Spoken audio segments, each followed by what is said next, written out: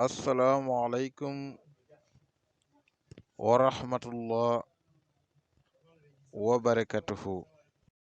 Les frères et sœurs, aujourd'hui, Inch'Allah ta'ala,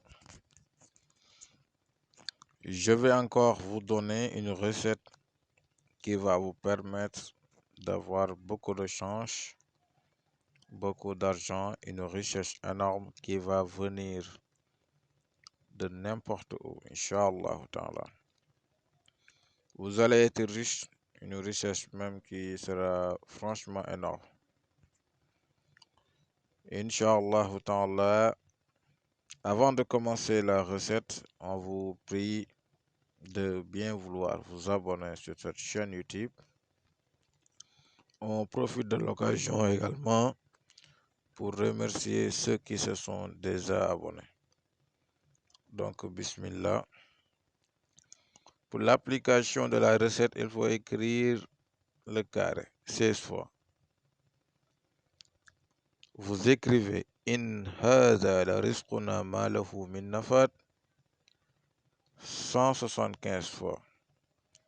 Inna Allah yarzuqu man yasha'u bi ghayri hisab 175 fois. Allahu yabsutu rizqa liman yasha'u 175 fois.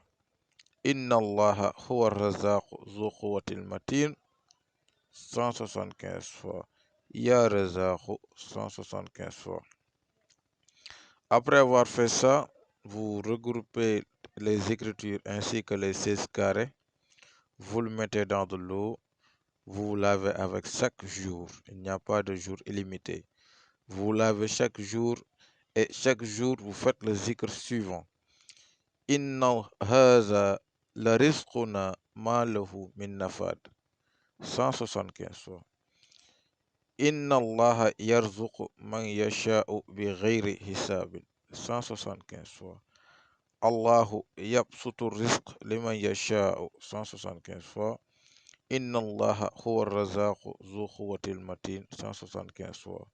Ya razaqu 175 fois.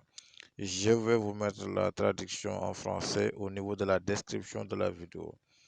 Donc faites le zikr, faites les lavages, Inch'Allah ta'ala, vous allez avoir beaucoup d'argent. Beaucoup même, Inch'Allah ta'ala. C'est une recette d'une puissance énorme. Donc je m'arrête là pour aujourd'hui.